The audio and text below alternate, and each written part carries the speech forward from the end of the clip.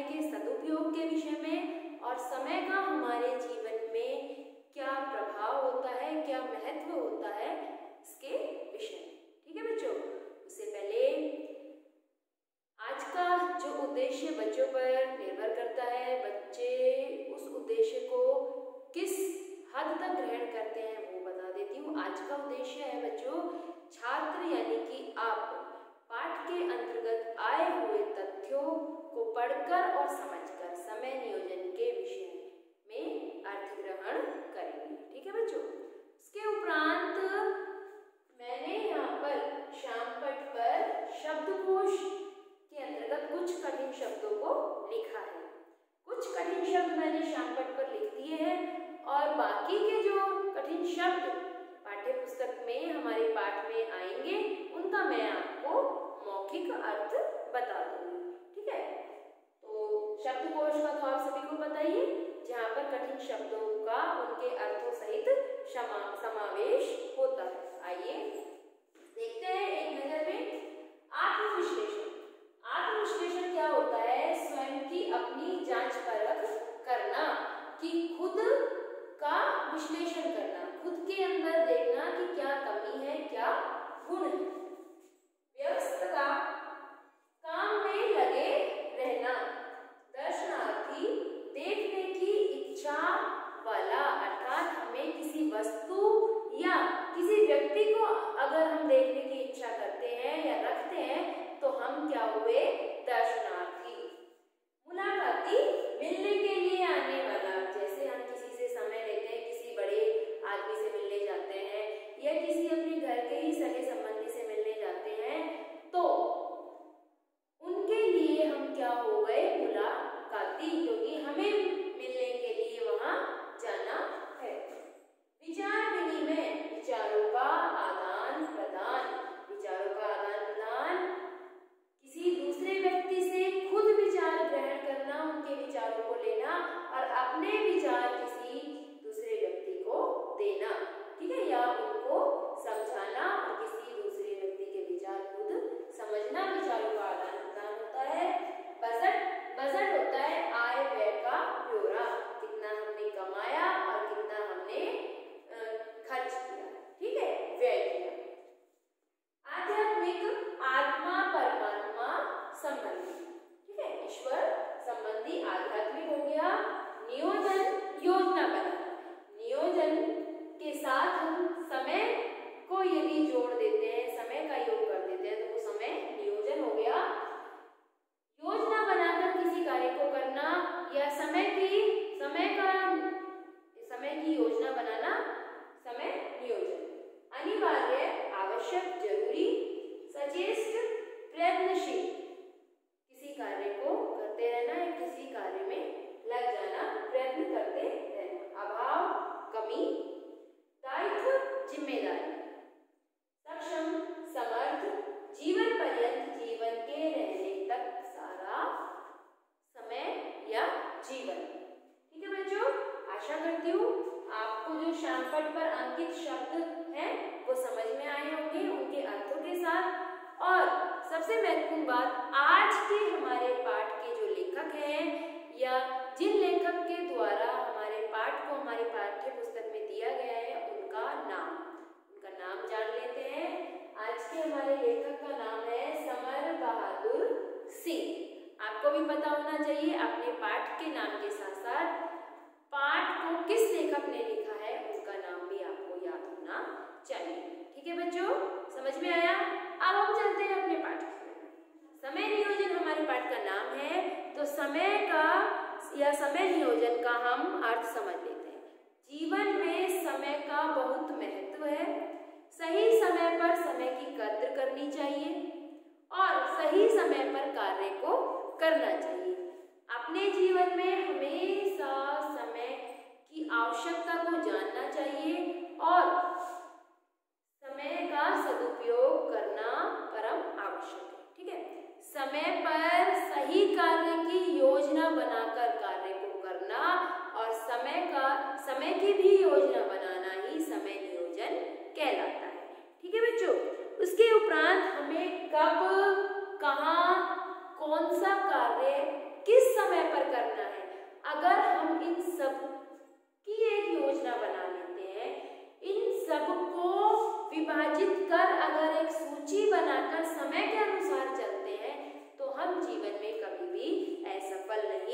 होंगे और निरंतर समय के अनुसार कार्य करते रहने से हमें सफलता जरूर मिलेगी। ये सभी बातें हमें हमारे पाठ के अंदर बताई गई है। कहाँ, कब, क्या, किस समय हमें क्या कार्य करना है बच्चों। फिर देखिए, गया हुआ समय, ये तो आप सभी को पता है कि एक बार अगर समय चला जाता है तो वो वापस कभी नहीं आता, पता है ना सभी को। आप सुबह उठते हो, सुबह अगर आप 10 बजे उठते हो तो सुबह के जो भी पल हैं वो आप गवा दो, वो दोबारा थोड़ी आएंगे, वो तो फिर अगली ही सुबह आएंगे। अगर आपको आज सुबह 8 बजे कोई काम करना है और आप उठ रहे हो 10 बजे, तो 8 बजे होने वाला काम तो नहीं होगा, नहीं होगा ना। तो बच्चों, यही हमें समय का जो महत्व है वो समझना है, समय की आवश्यकता समझनी है कि समय पर जो कार्य हमें करना है उसे उसी समय पर करना चाहिए, जभी हम जीवन में सफल होंगे। तो आज का जो हमारा पाठ है उसे हम आज एक कहानी के तौर पर नहीं पढ़ेंगे, क्योंकि अब तक जो हमने पाठ पढ़े थे वो या तो किसी कहानी के तौर पर रुचिकर ढंग से पढ़े थे या किसी कविता के तौर पर रुचिकर ढंग से पढ़े थे, है ना, मजे लेकर। आज हम पढ़ेंगे एक प्रेरणादायी शोध के रूप में या एक निबंध के रूप में, है ना, क्योंकि इसमें प्रश्न दर प्रश्न आते रहेंगे हमारे पाठ में। कब, क्या, कैसे, कैसे हुआ, क्या करना चाहिए समय नियोजन के लिए, समय क्यों आवश्यक है, समय क्यों महत्व है ना, और समय का नियोजन कैसे होता है, समय नियोजन क्या होता है, ये सभी प्रश्न आएंगे जब हम पाठ पढ़ेंगे।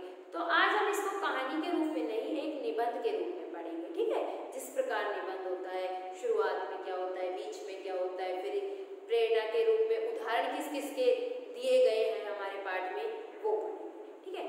अब देखिए बच्चों, अक्सर हम क्या करते हैं, अक्सर हम शिकायत करते हैं कि अरे आज अगर हमें ये काम नहीं होता तो आज हम अपना वो वाला काम पूरा कर लेते, अरे उसका पत्र आया था और हमें बिल्कुल भी समय नहीं मिला उसके पत्र का जवाब देने का, है ना, अरे सुबह आज मैं नहीं उठा तो मेरा ये काम रह गया। ये बहाने हम अक्सर देते हैं, हम ही नहीं सभी लोग देते हैं। बच्चे ज़्यादा देते हैं, नहीं आज ये होमवर्क नहीं करना, कल कर लेंगे। टीचर पूछती है, अध्यापिका जब बच्चे विद्यालय में जाते हैं अगर वो अपना गृह कार्य पूरा नहीं करके ले जाते हैं, वो नित नए बहाने शिक्षिका को देते हैं, नहीं मैम हम बीमार हो गए थे, हमारी मम्मी नहीं थी, हम कहीं बाहर चले गए थे घूमने के लिए। लेकिन वो सब ये बहाने क्यों देते हैं? क्योंकि वो जाकर समय पर अपना काम नहीं करते, वो आलस से दिखाते हैं अपने काम को करने के लिए, ठीक है। शुरुआत हमारी इन्हीं पंक्तियों से, हमारे पाठ की इन्हीं पंक्तियों से होती है। तो बच्चों, जो हमारे लेखक हैं, लेखक के बारे में मैंने आपको बताया था, समर बहादुर सिंह लेखक का नाम है। समर बहादुर सिंह जब पंडित जवाहरलाल नेहरू, अब देखिए पंडित जवाहरलाल नेहरू बोलते हैं, पंडित जवाहरलाल नेहरू हमारे देश के प्रथम प्रधानमंत्री थे आजादी के बाद। इनका जन्म 14 नवंबर को हुआ था, आप सभी को पता है, बाल दिवस के रूप में हम मनाते हैं ये पर्व। और इन्हें बच्चे बहुत प्यार करते थे, इनको भी बच्चे बहुत प्यारे थे और बच्चे भी इन्हें बहुत प्यार करते थे, ठीक है।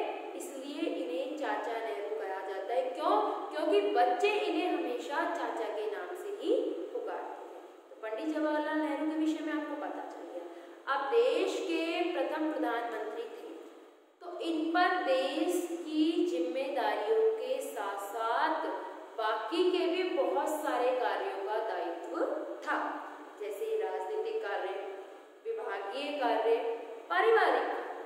इन सारे कार्यों की ये समय के अनुसार योजना बनाते और उन सारे कार्यों को करते। ये कभी भी आज का काम कल पर नहीं टालते।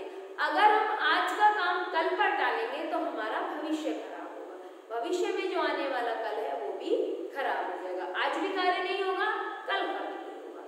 तो अब हम पढ़ेंगे, जब लेखक ने उनके सेक्रेटरी से जब साक्षात्कार लिया, क्योंकि पंडित जवाहरलाल नेहरू की जो बातें थी उनके विषय में वो लेखक ने उनके सेक्रेटरी द्वारा प्रस्तुत की या सेक्रेटरी से पूछी कि पंडित जवाहरलाल नेहरू अपना कार्य किस प्रकार करते हैं, अपने सभी दायित्वों को किस प्रकार निभाते हैं।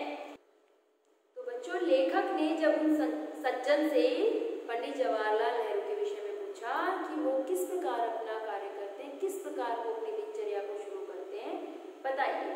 तो सज्जन कहते हैं कि पंडित जवाहरलाल नेहरू का जीवन इतना व्यस्त है, फिर भी वो अपने सभी कार्य समय पर पूरे कर लेते हैं। वो कभी भी कल पर कार्य को नहीं टालते। वो सज्जन बताते हैं कि नेहरू जी के पास दिन में बहुत सारी फाइलें आती हैं, काम के लिए या देखने के लिए, जांच परख करने के लिए, फिर भी नेहरू जी उस दिन उन सभी फाइलों का काम निपटाकर दूसरे दिन वो सभी फाइलें दूसरे विभाग में पहुंचा देते थे। एक भी फाइल का काम ऐसा नहीं था कि वो दूसरे दिन के लिए उसको रख देते थे। नेहरू जी सभा सोसाइटियों में भी जाते, उनसे मिलने के लिए राजनीतिक जो राजनेता आते थे किसी कार्य को लेकर या किसी योजना को लेकर, वो उनके साथ में बैठकर सभा करते या उनके सभी जो प्रस्ताव थे उनको सुनते और उनको पास करते।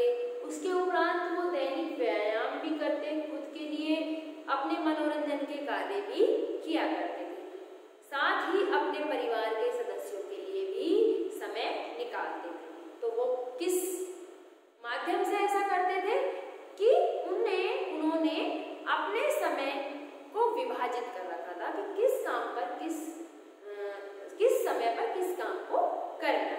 ठीक है बच्चों, उसी प्रकार गांधी जी का आप सभी को पता है, हमारे देश के राष्ट्रपिता के नाम से जाने जाते हैं गांधी जी। इनका जन्म कब हुआ था? इनका जन्म 2 अक्टूबर को हुआ था। तो ये बातें आपको पता चल गई। पंडित जवाहरलाल नेहरू का भी आपको पता होना चाहिए और गांधी जी का भी पता होना चाहिए। ठीक है, गांधी जी भी अपने समय को नियोजित करके ही चलते थे। दर्शनार्थियों की भीड़ तो इन्हें हमेशा घेरे ही रहती थी, मुलाकातियों का भी तांता लगा रहता था। दर्शनार्थी मैंने आपको बताया, देखने की इच्छा करने वाले। जब कोई व्यक्ति प्रसिद्ध हो जाता है ना अपने कार्यों से या कार्यों के द्वारा, तो लोग क्या करते हैं, उनकी एक झलक पाने के लिए भीड़ के रूप में इकट्ठा हो जाते हैं। तो गांधी जी उन लोगों से भी मिलते, उनके लिए जो लोग दूर से आते थे मुलाकात करने के लिए या पंडित जवाहरलाल नेहरू की ही तरह किसी योजना को या किसी कार्यक्रम को बताने के लिए, उन मुलाकातियों से भी वो मिलते थे। फिर वो भी किसी न किसी यात्रा में या किसी न किसी आंदोलन में हमेशा व्यस्त रहते थे, फिर भी वो सभी कार्य को एक व्यवस्थित रूप से सही समय पर कर लेते थे। तो दोनों के जीवन और दोनों के समय नियोजन का जो तरीका था वो समान था। वो ही जो पंडित जवाहरलाल नेहरू जिस प्रकार अपने समय को नियोजित करके रखते थे, उसी प्रकार गांधी जी भी अपने समय को नियोजित करके रखते थे, है ना। अब बच्चों, प्रश्न क्या उठता है, गांधी जी और नेहरू जी का जो जीवन है वो आपके लिए किस प्रकार प्रमाणित करता है कि समय नियोजित करना सबके लिए आवश्यक है। अब देखो, हमने दोनों का पढ़ा, गांधी जी का भी और नेहरू जी का भी। तो हमें भी तो लगता है कि हम भी आलस्य को त्याग दें। दोनों में बिल्कुल आलस्य नहीं था। कभी आप अपने पाठ के अलावा भी गांधी जी और नेहरू जी के विषय में पढ़े तो आप देखोगे कि उन लोगों में बिल्कुल भी आलस्य नहीं था। वो कभी भी अपना काम कल पर नहीं टालते थे। तो हमें भी क्या करना चाहिए कि हमें भी उन्हीं की तरह समय को एक नियोजित ढंग से योजना बनाकर रखना चाहिए कि किस समय पर हमें कौन सा कार्य करना है। उसके बाद बच्चों ये आता है कि धन, अगर हम धन के पीछे भागते हैं और धन के पीछे भागते भागते हम अपने बाकी के कार्य को भी छोड़ देते हैं, यहाँ तक कि हम समय के महत्व को भी भूल जाते हैं धन के महत्व के आगे। तो बच्चों ध्यान रखिए, धन तो आता जाता रहता है ना। यदि आप लोगों ने सही समय पर सही कार्य नहीं किया तो वो जो धन आने वाला है ना वो भी चला जाएगा। समय के महत्व से ही जब हम किसी कार्य को करते हैं और सही समय पर सही कार्य करते चलते हैं तो एक ना एक दिन हमें सफलता तो जरूर मिलती है और सफलता के साथ साथ धन भी आता है, ये तो आप सभी को पता है। फिर अब एक बात और महत्वपूर्ण बात यह है कि ये सभी तो वयस्क मतलब जो लोग प्रौढ़ हैं, युवा हैं, जवान हैं, उनके लिए हो गया। जो लोग रोजगार करते हैं अपनी दैनिक के दिनचर्या को आगे बढ़ाने के लिए या अपने भोजन के लिए रोज काम पर जाते हैं, उनके लिए तो हो ही गया ही। लेकिन विद्यार्थी जीवन भी कर्मशील प्रयत्नशील जीवन है। विद्यार्थियों को भी निरंतर अपने समय का नियोजन करना चाहिए, अपने समय की योजना बनानी चाहिए। सुबह उठने से लेकर रात को सोने तक उनको एक सूची तैयार कर लेनी चाहिए कि हमें किस समय उठना है, किस समय सोना है, किस समय अपनी पढ़ाई करनी है। ठीक है बच्चों, अगर विद्यार्थी छात्र जीवन में यह योजना व्यवस्थित ढंग से नहीं बनाई जाती है तो छात्र अपने जिन उद्देश्यों की पूर्ति के लिए पढ़ाई करते हैं वो कभी भी सफल नहीं हो पाएंगे। सही समय का सही समय पर उपयोग करना और समय के महत्व को जानना विद्यार्थी जीवन का परम लक्ष्य है और विद्यार्थी जीवन के लिए परम आवश्यक है। तो आप लोगों को भी ये योजना बनानी चाहिए कि हमें कितने समय अपनी पढ़ाई करनी है, दिन के कितने घंटे, 5 घंटे, 6 घंटे, 16 घंटे, 18 घंटे, कितने घंटे हमें पढ़ाई करनी है, किस विषय की किस ढंग से और किस समय पर पढ़ाई करनी चाहिए। तो ये भी आप लोगों को एक योजना बना लेनी चाहिए इस कार्य की। ठीक है बच्चों, तो आज का जो हमारा ये पाठ था समय नियोजन, वो एक निबंध के रूप में मैंने आपको बताया। सबसे पहले समय नियोजन का बताया, समय के महत्व का बताया, है ना। फिर उदाहरण भी दिए मैंने आपको 2 महापुरुषों के। विद्यार्थी जीवन के लिए भी समय क्यों आवश्यक है ये बताया।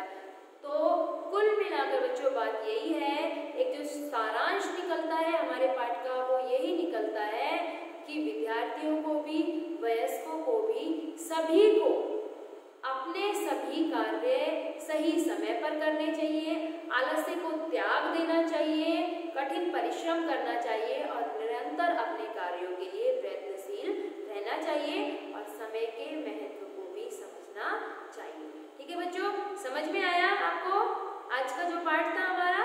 बहुत अच्छी बात है। और ज्यादा समझ में आपको ये पाठ आएगा आप जब खुद पढ़ोगे। आत्मविश्लेषण होता है ना, स्वयं की अपनी जांच परख करना, तो आप भी अपने पाठ का स्वयं जांच परख कीजिए, अपने पाठ का विश्लेषण कीजिए, कहाँ कौन सी बात किस प्रकार कही गई। अब बच्चों हमारे पाठ के अंतर्गत कुछ प्रश्न हैं जो मैं आपको मौखिक रूप में समझाऊंगी, है ना। उनको लिखने नहीं है, सिर्फ आपको मौखिक ही उत्तर देने हैं।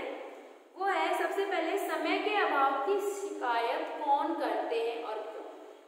तो इसका उत्तर ये होगा बच्चों, समय के अभाव की शिकायत आलस्य से युक्त व्यक्ति करता है, जो आज का काम कल पर टालता है या अपना काम किसी दूसरे को देता है। तो जो अपना काम हम जिस जिम्मेदारी से खुद कर सकते हैं, जिस मेहनत से, जिस लगन से, वो दूसरा व्यक्ति कोई नहीं कर सकता। और अगर हम आलस्य को त्याग देंगे तो हम अपना कार्य खुद ही कर लेंगे। ठीक है, आगे समझ में कि शिकायत कौन करता है? आलस्य व्यक्ति कर, जो आलस्य से युक्त होता है, आलसी व्यक्ति। दूसरा प्रश्न है, नेहरू जी और गांधी जी के जीवन से क्या सिद्ध होता है? नेहरू जी और गांधी जी के जीवन से यही सिद्ध होता है, ठीक समय पर सही कार्य करना और समय की परख करना, समय को नियोजित ढंग से अपने जीवन में उसका सदुपयोग करना ही परम आवश्यक है। जो 2 उदाहरण नेहरू जी और गांधी जी के आज हमने पाठ में पढ़े वो हमें यही सिद्ध करते हैं कि समय का हमारे जीवन में बहुत महत्व है।